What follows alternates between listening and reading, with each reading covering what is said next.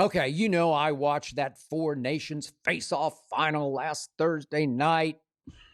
I watched it start to sensational overtime finish. I tweeted about it all the way through. Yep, I tweeted about hockey. This was a big deal, even though it was just some gimmicky round robin tournament that didn't really matter. This obviously had nothing to do with NHL playoffs, with Olympics, nothing to do with any of those.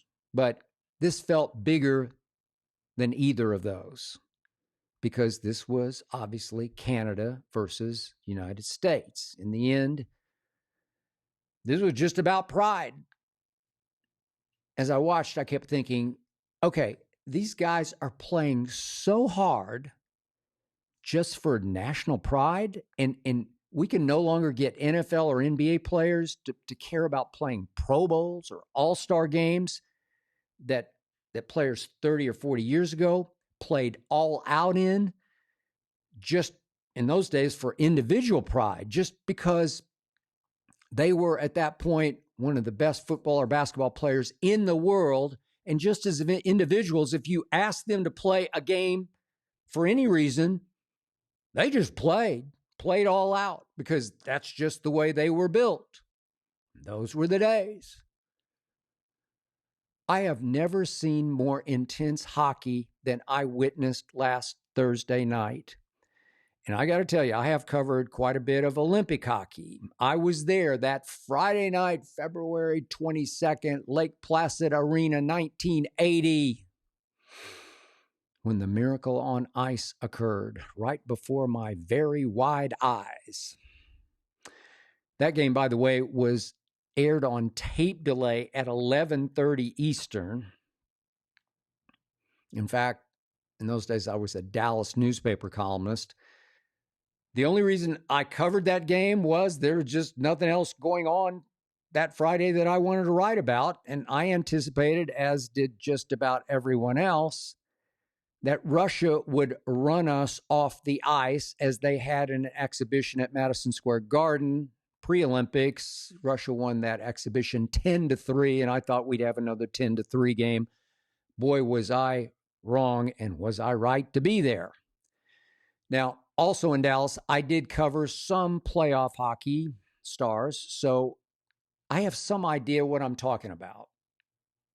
For that matter, my high school friends and I did pay our way into, I don't know, 4 or 5 minor league games played by our Oklahoma City Blazers, but I'll admit it, we mostly went just to watch the fights.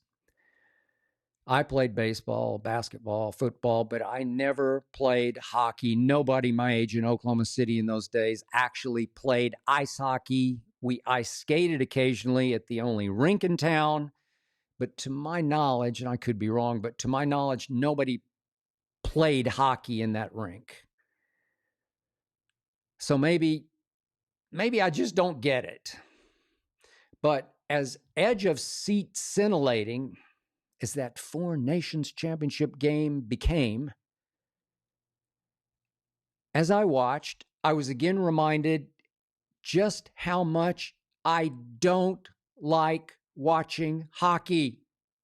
I'm sorry, I just don't. I've tried and tried and tried and tried, and I just don't. The truth is, the game's just too hard to play. I mean, you got humans on ice skates, on ice, with sticks, trying to handle a puck that reaches speeds of over 100 miles an hour flying across the ice. It's like one long, continuous mistake. I pity the play-by-play guys in hockey. It's just one long mistake. So-and-so passes to so-and-so who can't control the puck, which is taken by so-and-so who passes to so-and-so who can't control the puck, which is taken away by so-and-so. It's just wears you out. It's just too hard. Hockey players can't remotely control the puck the way basketball players can control the basketball. I mean, you can control it. And at least I can always see the basketball. I can't always see the puck flying around 100 miles an hour. So many goals in hockey are just so lucky because the 100-mile-an-hour shot, the slap shot, it glances off a stick and then off a skate and then off a pad and then off a helmet. I don't know. It just ricochets through 4 or 5 players banging into each other in front of the net. And the goalie just doesn't see the puck until, it's behind him in the net.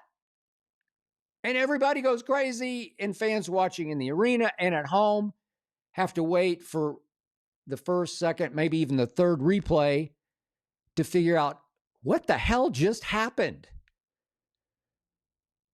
No sport that I know of has more lucky scores than hockey. In fact, from what I've gained over the years, it's always part of the offensive strategy just to create as much traffic, as much chaos as possible in front of the goalie, then blast the puck into the traffic and hope for a lucky bounce. Now, yeah, obviously, every once in a while you get a lucky bounce, let's say, on the rim in basketball. Who can forget Kawhi Leonard versus the Sixers when Kawhi was a Raptor? Remember that shot? It bounced 17 times on the rim on a corner three, and it fell. It's impossible. I don't know how it happened, but it did.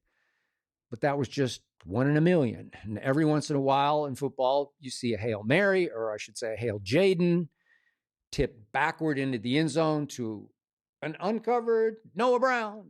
Look what he found. Doesn't happen very often, though. But in hockey, it seems like, 50% of the goals are scored on lucky, multiple pinball ricochets requiring 3 or 4 replays to decipher.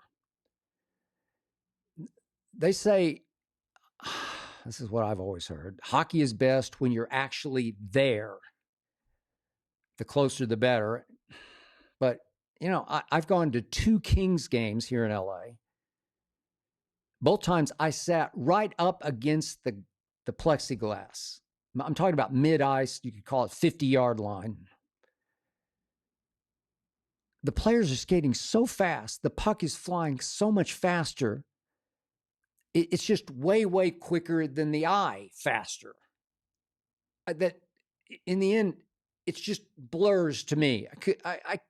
I'm sitting there. I can't figure out anything. Yeah, I guess it's cool to have a player full speed checked or body blocked right into the plexiglass separating you from the eye. Kaboom! Boom!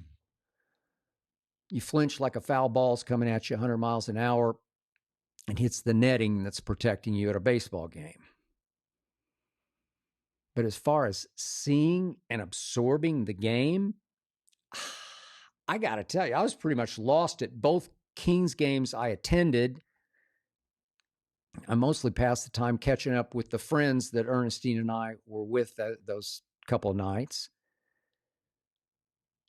To me, hockey is kind of like the field goal kicking I hate in football. It's exciting for all the wrong reasons. Hockey is one long turnover fest. It's like what would happen in basketball if it were played with a greased ball that nobody could hang on to. In hockey, the players and the puck are just moving way too fast. I know in junior high school, we used to play gym hockey in sneakers.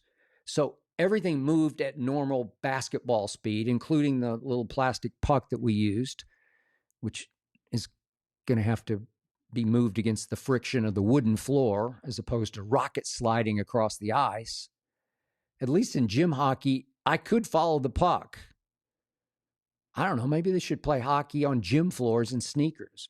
Maybe that would make it more watchable. And obviously, you can't catch and throw the puck like you can in baseball, a game in which hitting the baseball can be just as difficult as consistently making solid contact with the puck. So I don't know, maybe they should legalize catching and throwing the puck in hockey just to increase the skill level. I'm telling you, hockey is just too hard. I always say golf is the world's hardest game, but it's not silly hard. It's just hard to play consistently high level golf. It comes and it goes quicker than any sport comes and goes. But it is easy to see the golf ball go in the water or go in the sand, or for that matter, go in the hole. So it's pretty cut and dried. You chip or putt the ball at the hole, and it either goes in the hole or it doesn't.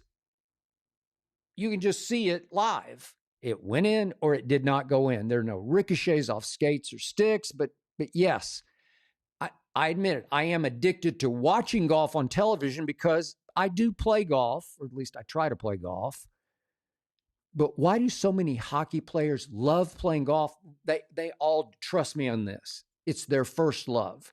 It's because it's so much more fun to play than hockey is. That's just my opinion from a distance. But I will give you this about last Thursday night. The overtime goal scored by the great Connor McDavid was a thing of hockey beauty. Sweet pass to a wide open McDavid, firing point blank at the net, going top shelf for the game ender, went over the goalie's shoulder. I'm not sure that's where he was aiming, but I'm going to give him that because I don't want to ruin the fairy tale ending. By the way, shouldn't his name be David McConnor? I don't know. Connor McDavid, David McConnor? I don't know. I did check the ratings for last Thursday night's epic battle. Just wanted to see what happened because everybody was watching.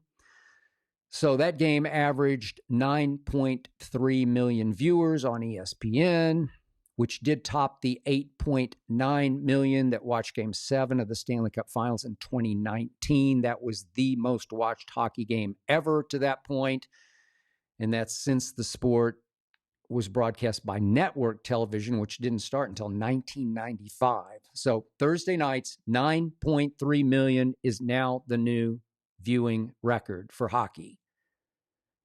Just for perspective, the recent Super Bowl attracted 128 million viewers. So 9.3 versus 128 million viewers for the most recent Super Bowl. So I might watch some of this year's Stanley Cup Finals, and I might not.